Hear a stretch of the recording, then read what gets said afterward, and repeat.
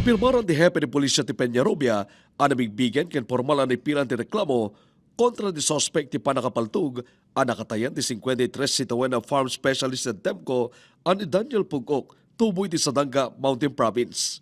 Bigat ti Disyembre 30 nakita na natay ti biktima idi pagnanaydan na pasat ti Temco Farm idi sitio Sinilagan, Barangay Lusuak, Peñarobia, Abra. Nagsagaba na ito iti tama ti bala ti gauge swab shotgun iti ulo na ken mapapati a close range sa panakabaltog na. Siyam nga aldaw kalpasan ti insidente. Naipilan ti reklamo murder kontra the suspect asaan ang inaganan ti pulisya bayad iti panakaanal ti reklamo iti prosecutor's office. Kasi ti Apo na naala tayo aminin nagiti ebidensya tayo, naamuan tayo na niya ti motive na, kasano ti execution na. And then na-identify tayo. Dito yung suspect tayo kat amamu na matlaang. So based idijay, hango madayo di investigation din. Aminado ti pulisya narigatan da iti investigasyon ngem kapoy ti kalikago mamay kanlawag ken hostisya ni Basamak at naging tinokondang ebidensya ken witnesses. Kinagpaiso na, di mo una kat blanco kami unay. Iti da ito nga insidente, ta isolated place di ayan na.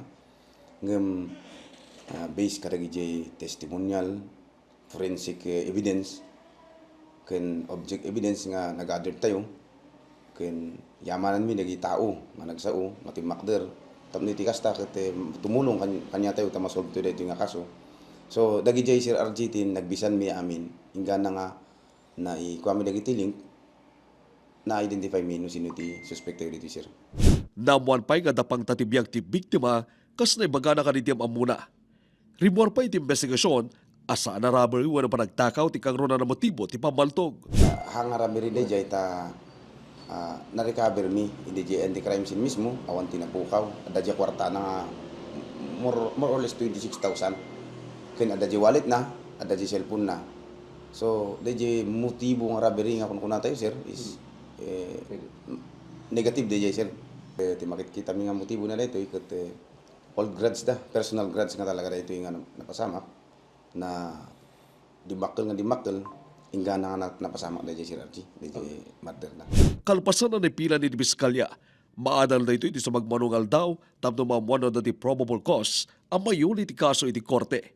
Imapelaman ti pulisya kanita na iti muna iti pasamak. Wayada nga umay dito police station tayo tapno matulungan tayo mo da biktima. Ta nakita tayo mo ka medyo sabali waste na nga naramid na panangpatay da kanya na.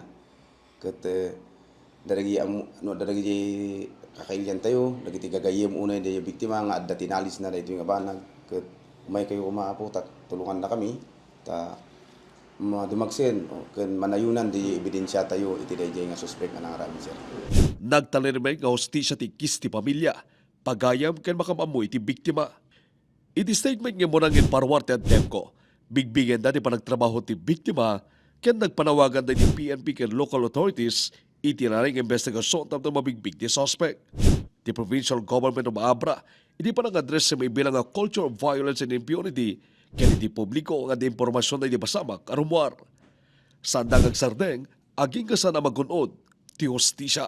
Any message kung yung pamilya, mga mamo, ganito dyan? Idi damo dispensaran datahanak ang kami pulos nga ag-release iti nyaman nga statement mi GNT investigation mi gapuenta ongoing pala investigation ami nga kahit nga ma-compromise in investigation so tatan Sir Archie at least na identify tayo sino ti suspect tayo jay na i-file tayo mo iti piskalyan ket yamanak mo iti pinangan-anos da nga nangururay iti daytoy ket awan ti makunada ta iti beneg iti kapulisan inaramid mi amin nga kabailan mi tapno iti kasta ket makita ken ma-identify tayo daytoy nga suspect. Archie Lorenzo, Balitang Solid North.